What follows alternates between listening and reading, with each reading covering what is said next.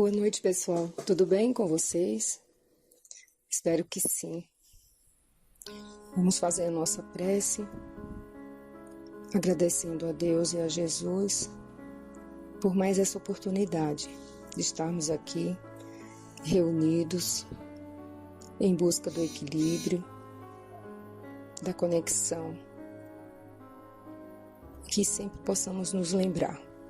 Quando a nossa esperança começar a cansar, vamos recorrer ao Evangelho. Pai nosso, que estais no céu, santificado seja o vosso nome. Venha a nós o vosso reino, seja feita a vossa vontade, assim na terra como no céu. O pão nosso de cada dia nos dai hoje. Perdoe as nossas dívidas, assim como perdoamos os nossos devedores. E não nos deixeis cair em tentação. Livra-nos de todo o mal, que assim seja. Graças a Deus, graças a Jesus.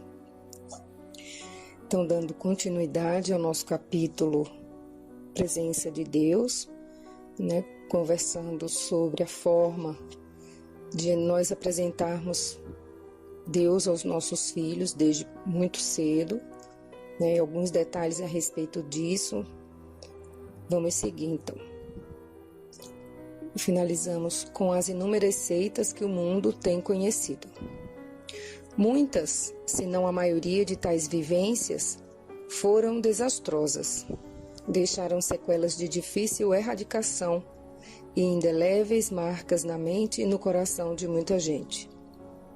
E não foram somente os que praticaram erradamente as religiões ou as usaram como instrumento de opressão, mas também os que sofreram em consequência de tais erros e penaram sob o peso de insuportáveis opressões. Isso acontece porque a lei costuma determinar a reversão das posições, e o fanático de hoje será fatalmente a futura vítima do fanatismo alheio. Ante esse quadro um tanto aflitivo, parece irrealista esperar crianças perfeitamente ajustadas aos conceitos de religiosidade e dispostas a optar desta vez por uma expressão religiosa equilibrada, serena, convicta e de elevada condição ética. Foram muitos e severos os desequilíbrios, os desacertos, os equívocos e até mesmo os crimes cometidos em nome de Deus e desastrosamente justificados como expressões mesmas do próprio amor a Deus ou ao Cristo, ou aos códigos tidos por sagrados, únicos e irretocáveis. Nesse aspecto mais sensível para muitos, é meu propósito não ilustrar o relato com casos alheios. Resta-me a alternativa de um depoimento pessoal. Deve-se lembrar o leitor de que páginas atrás disse-lhe eu que me foi concedida a oportunidade de conhecer larga faixa de minhas vivências anteriores. É verdade isso. E sou muito grato aos orientadores e instrutores espirituais que contribuíram para que tais coisas me fossem ensinadas. Com elas eu consegui armar o painel panorâmico que hoje me proporciona uma visão de fantástica beleza e harmonia que decisivamente contribuiu para a elaboração de uma filosofia de vida fundamentalmente religiosa, não como atitude para ser assumida 1 ou 2 horas por semana, mas como postura permanente. Não é a religião um aspecto da vida, mas a vida em si é religião, no sentido de que tudo está em Deus, tudo se move nele, tudo se regula pelas leis naturais que a inteligência suprema criou. Tudo converge para ele e dele reflui. Sei, pois, de existências vividas em tempos egípcios, em épocas mitológicas como na Grécia, em estruturas hebraicas, de pensamento, tanto quanto não poucos séculos de militância ativa na Igreja Católica, e em seguida na derivação reformista do século XVI. Que lições posso tirar de tudo isso, senão a de que muita coisa somou e outras tantas subtraíram-se na manipulação dessa espantosa massa de experiência religiosa? Foi o que tornou possível destilar-se a chama de não poucos sofrimentos, equívocos, desenganos e erros mais graves, conceitos purificados que hoje me sustentam acima da mera crença, para assumir a estatura e a solidez de uma convicção. Esta, somos espíritos imortais, indestrutíveis, perfectíveis, e para isso é que vamos e voltamos entre um mundo e outro, ou seja, entre as duas faces, os dois aspectos do mesmo mundo. Um deles de maior densidade material, exploramos com os sentidos limitadores que a carne nos proporciona. No outro, mais diáfano, exploramos diferentes formas de vida, não menos real do que esta, para a qual dispomos de outras sensibilidades, refinadas, sutis, abrangentes e superiores. Ao iniciar-se esta vida, vi-me naturalmente encaminhado para o catolicismo, a religião de minha mãe. Foi ela que me ensinou a orar, essa magnífica e insubstituível maneira de conversar com Deus. Era quem me falava de Deus, do Cristo e do Evangelho. Era quem me pregava na singela e veemente expressão do exemplo, tanto quanto da palavra, uma ética limpa e de fácil entendimento. Como viria eu a observar mais tarde, ou como já observara antes, não sei. A verdade é simples, discreta, silenciosa, transparente, tão singela que muitas pessoas nem se dignam olhar para ela. Julgam-na uma inexpressiva e anônima figura, perdida na multidão do erro, que grita, que usa roupas berrantes e se mostra aos passantes e até os segue, a puxar-lhes pelas vestes. Era simples e prática a decisão de minha mãe a nosso respeito, ou seja, quanto aos 10 espíritos que acolheu generosamente para gerar-lhes os corpos e guiar-lhes os primeiros passos na nova vida. Manteve-se católica até o fim, praticando de modo assíduo e convicto a religião de sua escolha, mas sem fantasias ou beatismos. Primeiro, a obrigação, ensinava ela, depois a devoção. Enquanto estivéssemos sob sua responsabilidade, ficaríamos sob a tutela da Igreja Católica. Daí em diante, a opção seria nossa, tanto quanto a correspondente responsabilidade. Lembro-me que ainda na dependência de seus devotados cuidados e canseiras, comecei a sentir o desencanto pela religião de sua preferência.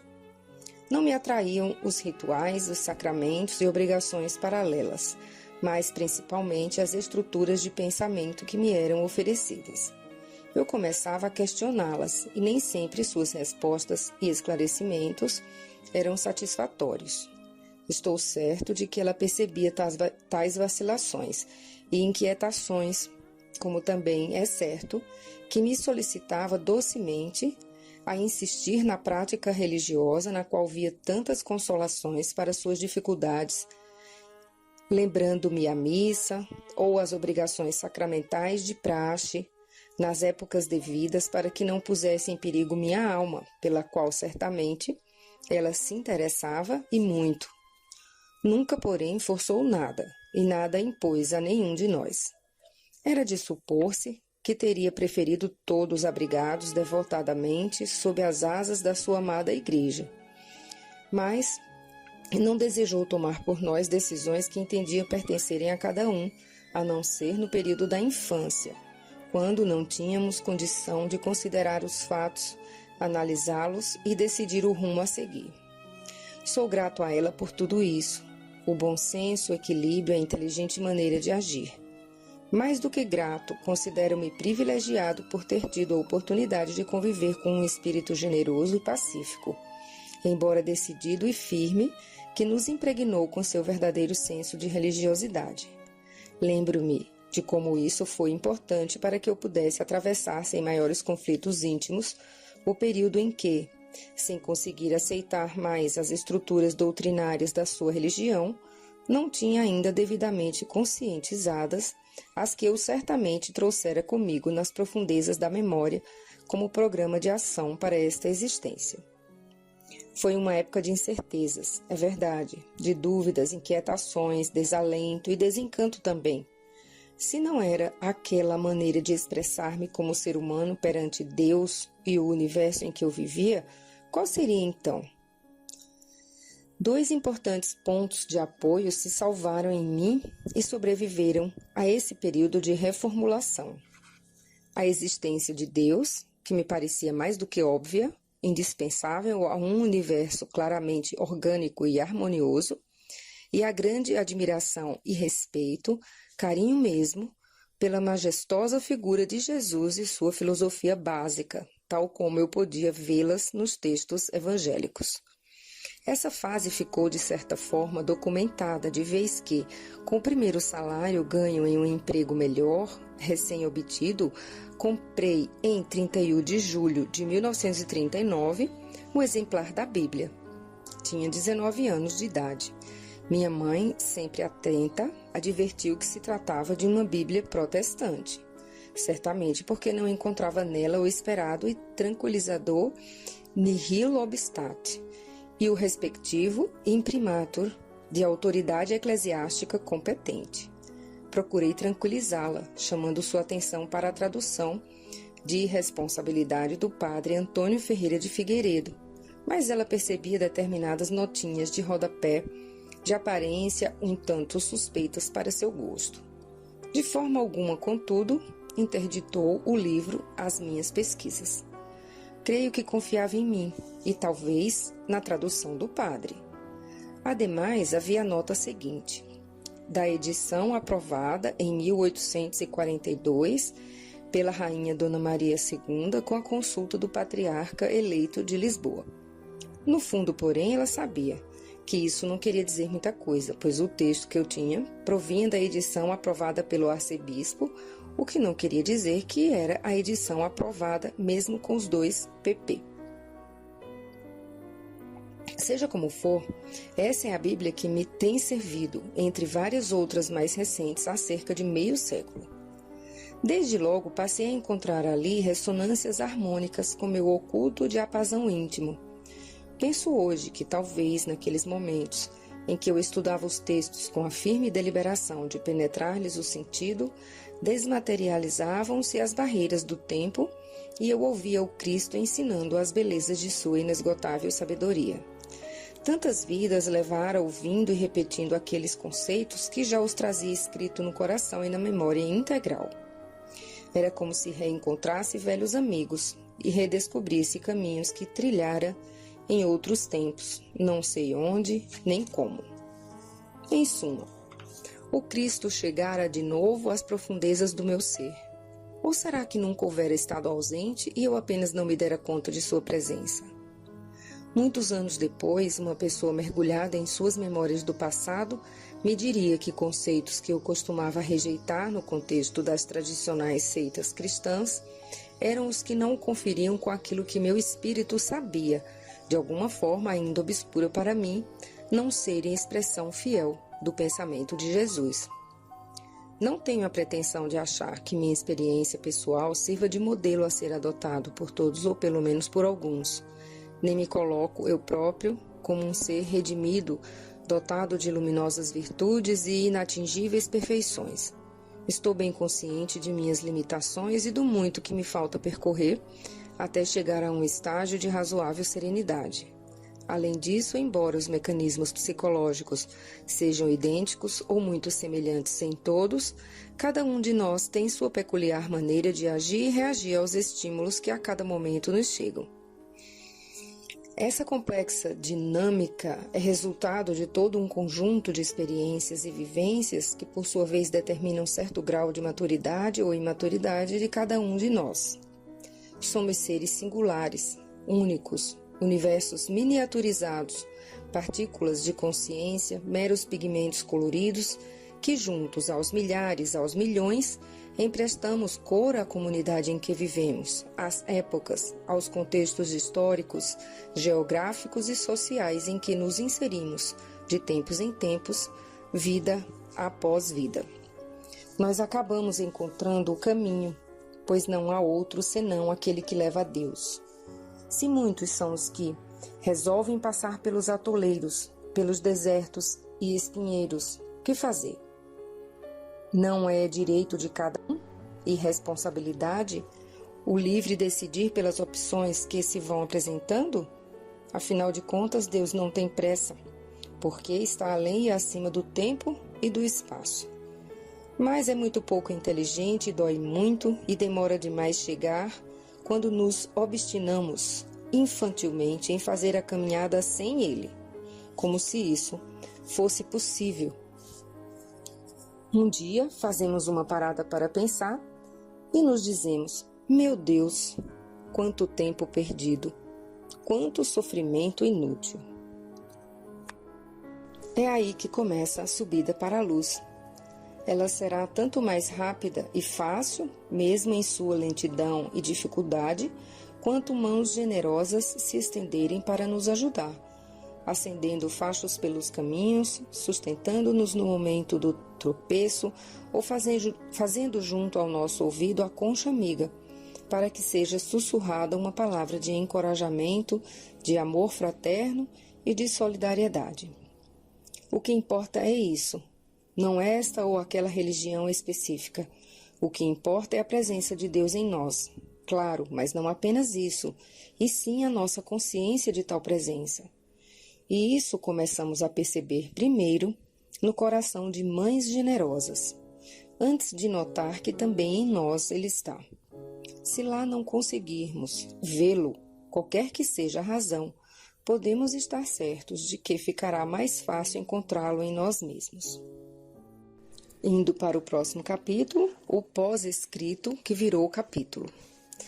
Eu estava pensando em acrescentar ao capítulo anterior algumas notas suplementares quando percebi que o mero pós-escrito seria insuficiente para comportar o assunto, que transbordava e exigia status de capítulo. Vamos, pois, a ele. Como ficou dito, cedo encontrei-me na vida insatisfeito com as estruturas religiosas de minha infância. Não que as houvesse rejeitado sem mágoas. Foi bom enquanto durou, mesmo porque eu via em tudo aquilo a tranquila imagem de minha mãe e em tudo ouvia suas observações e ensinamentos. Na verdade, foi tão forte a vinculação que houve um tempo em que pensei seriamente em dedicar-me à vida religiosa.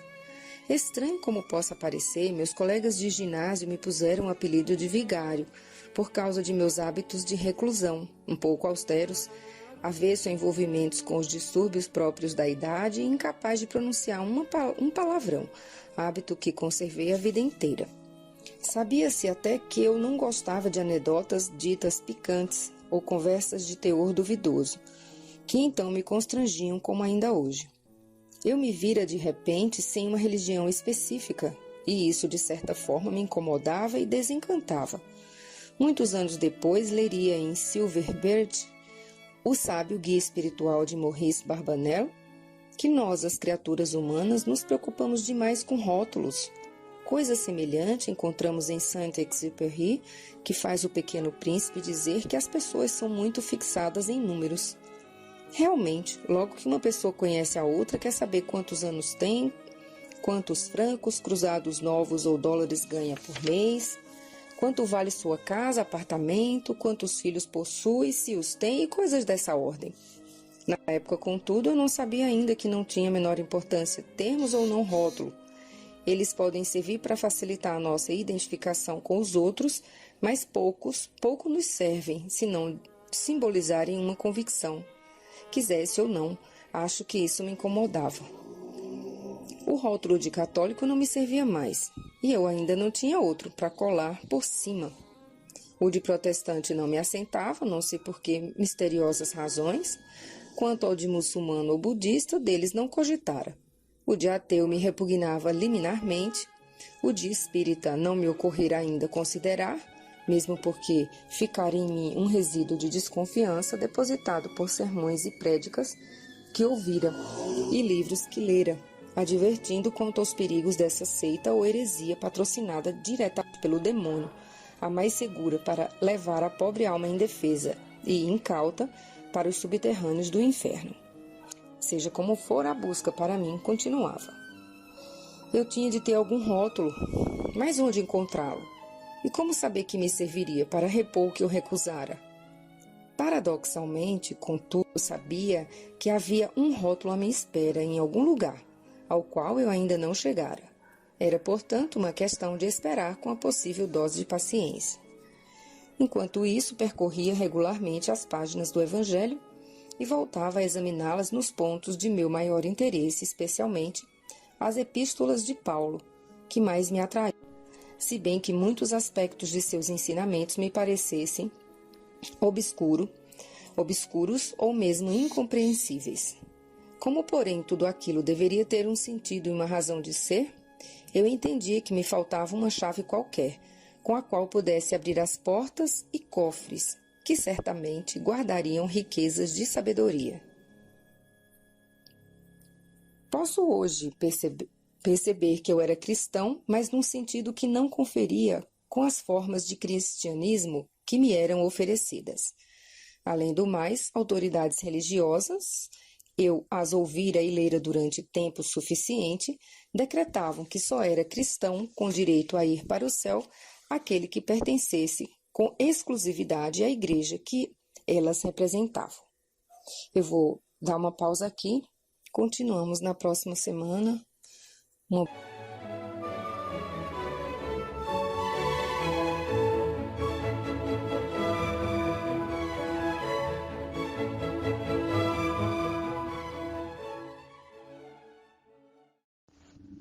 Boa noite a todos.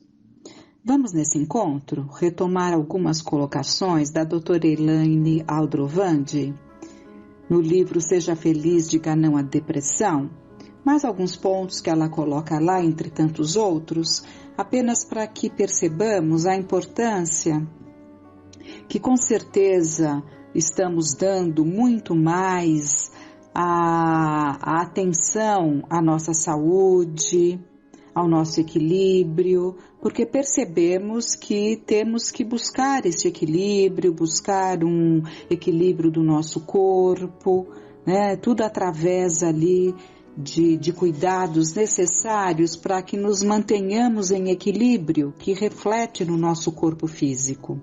Então, muitas questões que nós descuidávamos, com certeza, ou deveria ser assim, estamos dando mais atenção, né?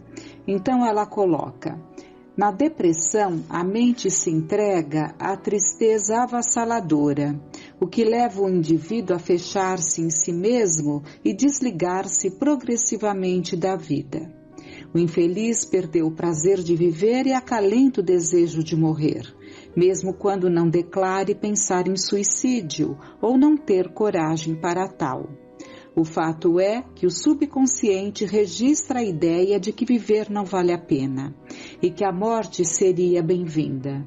As células de todo o organismo passam a receber ordens de autodestruição e começam a funcionar de modo inadequado. A diminuição das defesas imunes predispõe ao aparecimento de várias doenças. Algumas pesquisas recentes sugerem o aumento de incidência e câncer de mama e intestino em pessoas depressivas. Por isso, o Departamento de Saúde Pública dos Estados Unidos vem elaborando um questionário para rastreamento da depressão nos consultórios dos ginecologistas e gastroenterologistas. Também os cardiologistas são convocados a esse trabalho de busca ativa dos depressivos, visto que a depressão aumenta sensivelmente as chances de um indivíduo ter um evento cardiovascular como um infarto. Isso ocorre, entre outras coisas, porque o indivíduo depressivo é normalmente sedentário, frequentemente fuma e bebe, não faz dieta para colesterol, descuida-se do diabetes e tem mais chance de ser hipertenso. A diminuição das defesas do organismo em relação às doenças virais facilita infecções e dificulta a recuperação do indivíduo. Outro comprometimento do sistema imunológico que pode ocorrer no depressivo é a tendência aumentada das doenças autoimunes, tais como a artrite reumatoide, o lúpus eritematoso, eritematoso sistêmico, as tireoidites que levam ao hipotireoidismo e outros. O suicídio é uma das consequências mais dramáticas da depressão, assim como o uso abusivo de álcool e drogas. Ainda há o fator socioeconômico, pois o depressivo falta ao trabalho ou tem seu rendimento muito abaixo do normal. A família se desagrega ao peso da depressão, pois a carga emocional e as pressões sofridas por toda a família acabam gerando conflitos familiares que culminam em separações ou deixam sequelas nos relacionamentos.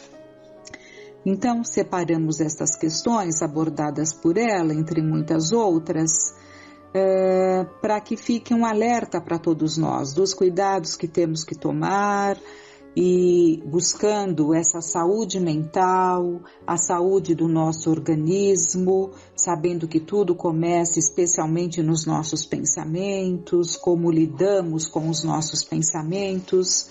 E é importante que, percebendo ali uma predisposição à depressão, percebendo uma depressão já instalada de forma mais significativa, que se procure ajuda, que se procure todas as formas de ajuda, como tratamentos médicos, tratamentos psicoterápicos e, acima de tudo, buscarmos essa ligação mental com Deus nosso Pai, que nos auxilia muito a não perdermos o sentido da vida, né? Porque a depressão, ela vem ali na medida em que vamos perdendo o sentido da vida, em que as coisas passam a não ter mais sabor para nós. E a depressão, que como nós sabemos que é um transtorno mental, né? Caracterizado por uma tristeza muito persistente, não uma tristeza ocasional, uma tristeza persistente, pela perda do interesse nas atividades que normalmente nos eram prazerosas.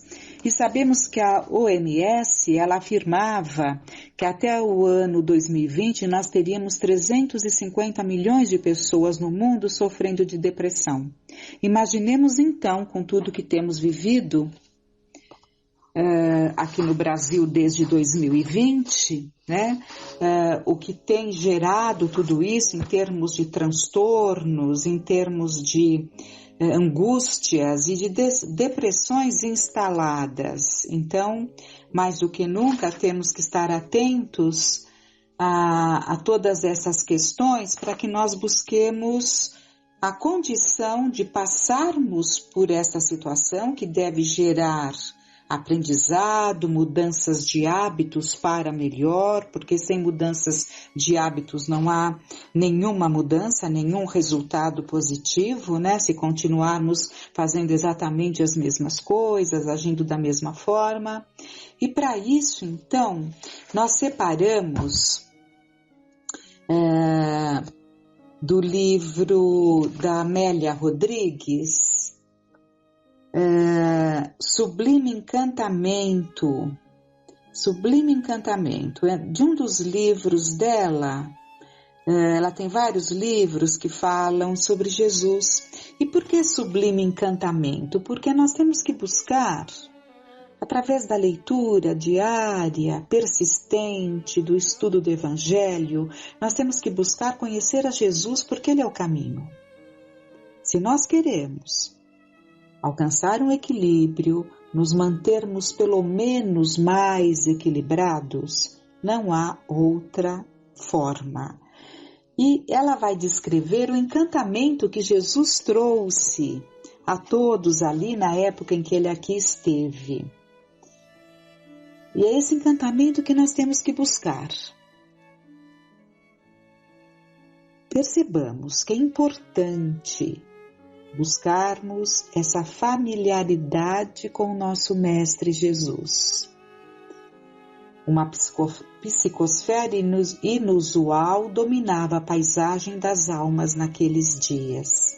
A região do Mar da Galileia, especialmente no lado em que repousavam próximas às suas praias, as cidades movimentadas de Cafarnaum, Magdala, Dalmanuta e aldeias humildes com o seu casario em tonalidade cinza, fruía de uma desconhecida paz. Praticamente dedicada à pesca nas águas quase sempre tranquilas do mar gentil, vivia-se naquela região um período de estranha harmonia. Suas gentes pobres, com as raras exceções dos poderosos transitórios que nunca ambicionaram sair dali ou desfrutar dos prazeres da fortuna, sem que pudessem explicar, experimentavam estranho bem-estar. Os pescadores estavam acostumados à sua diária labuta, concerto de redes, aventuras nas águas, movimentação na praia e discussão com os compradores dos peixes, conversas infindáveis sobre as questões modestas dos seus interesses, pagamentos dos impostos absurdos. Todos descendiam de outros que se haviam dedicado ao mesmo mistério. Então era uma região de pescadores. A rotina era quase insuportável, o mesmo acontecendo com os agricultores, oleiros, marceneiros, construtores e comerciantes.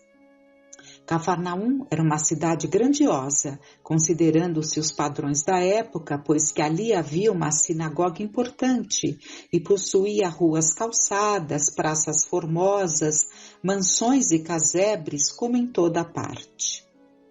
O luxo de uns humilhava a miséria de outros, mas todos conviviam dentro dos seus padrões, acostumados que estavam às circunstâncias e às condições existentes.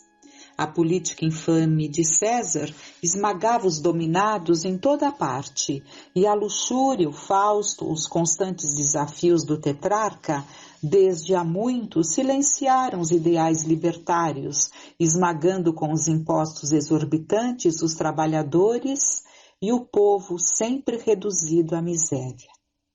Nesse quase lúgubre cenário humano, soprava uma diferente brisa de paz e de espontânea alegria, como se algo estivesse acontecendo, o que em verdade ocorria. Chegara o momento em que Jesus deveria iniciar o seu ministério.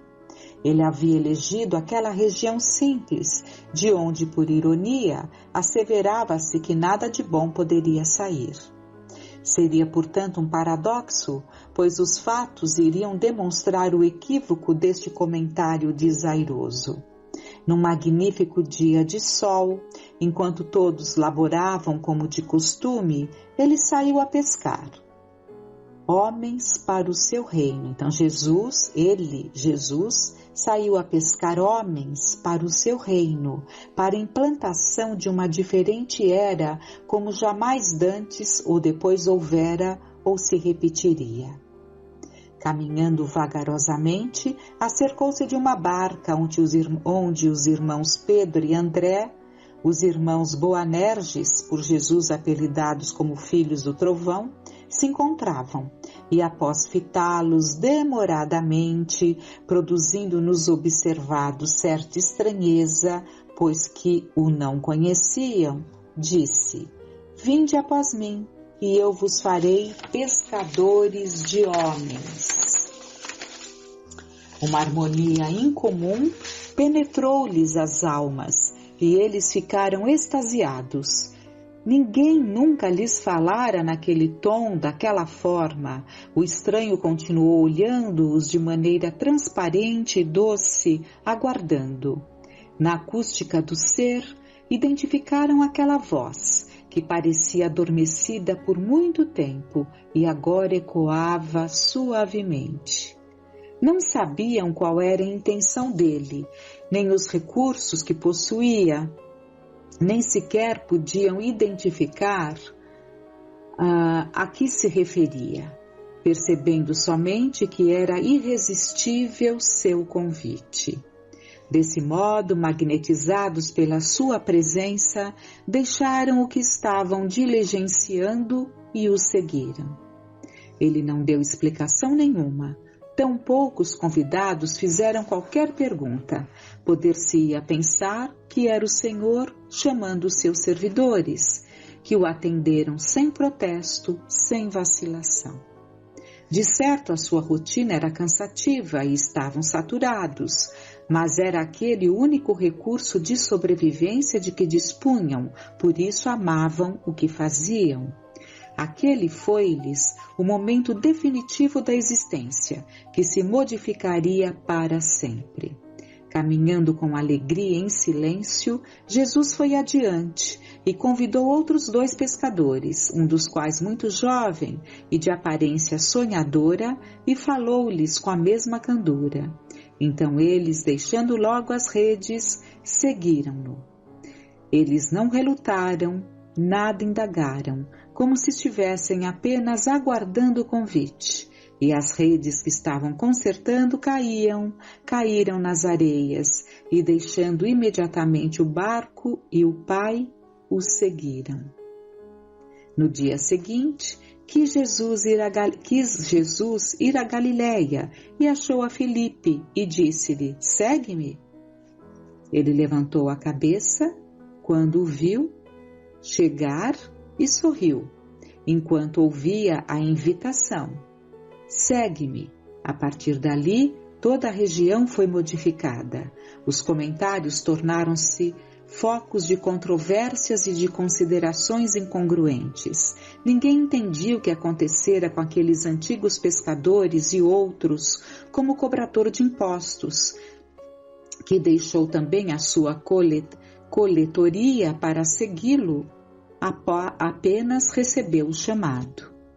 Pode-se asseverar que todos haviam sido escolhidos muito antes daqueles momentos e que somente aguardavam ser convocados. O mundo, no entanto, é fascinante nas suas ilusões, e os desejos humanos, em forma de ambições, de poder e de gozo, têm suas raízes profundamente fincadas no solo da memória por atavismo e imposição das vivências anteriores. Trata-se de um grande risco abandonar tudo e seguir um estranho. Isto se realmente ele fosse um estranho, o que não tinha fundamento, porque todos experimentavam a sensação de o conhecerem, de o amarem, de lhe sentirem a ausência. Afinal, a vida na Terra é uma sucessão de riscos calculados ou não, de tentativas, de erros e de acertos. Aquela desconhecida aventura, no entanto, era tecida pelos sonhos de um mundo melhor, um amálgama de anseios do coração e da mente, anelando por melhores condições de vida, por felicidade. Jesus, porém, não lhes ofereceu por enquanto. Nada lhes ofereceu por enquanto, somente os convidou, reunindo-os como discípulos para o grande empreendimento que viria depois. Aquele chamado era guardado por Israel, que esperava um rei ameaçador e perverso, que lhe restituísse a liberdade política, dando-lhe poderes para tornar-se tão cruel quanto o império que o estraçalhava. Com esse grupo de galileus, e mais tarde com um judeu de Queriote, iniciou a mais fantástica façanha de que a história guarda notícia. O primeiro encontro foi na casa de Pedro, que era casado e certamente o mais velho de todos, embora ainda não houvesse alcançado os 50 anos. Todos estavam dominados pelo brilho dos seus olhos e pela ternura da sua presença. De alguma forma eles sonhavam com esse futuro que chegara, somente que não sabiam como se apresentaria, de que era constituído, o que deveriam fazer. Tudo, porém, foi se apresentando a seu tempo, e as revelações começaram a diluir a cortina de sombras e a vitalizar a debilidade das forças. Em breve, a revolução iria começar, e para tanto era necessário que se fortalecessem, que abandonassem os velhos hábitos do egoísmo e passassem a viver em grupo, repartindo o pão e o teto, a alegria e a tristeza, a esperança e as dúvidas que periodicamente os assaltavam. O texto continua maravilhoso, mas é importante que nós paremos nesse momento para refletirmos nesse encantamento que eles sentiram e seguiram a Jesus. E vejam nós, nos dias de hoje, na revivência do cristianismo, através do Consolador prometido, dos ensinamentos da doutrina espírita, que foram as estrelas que caíram dos céus. Então, esses espíritos que vieram nos trazer, com a supervisão ali de Allan Kardec como encarnado, né? Então ele era ali o coordenador, o codificador de tudo isso, e essas estrelas que vieram do céu e caíram sobre nós nesse novo momento que vivemos, é importante que também percebamos que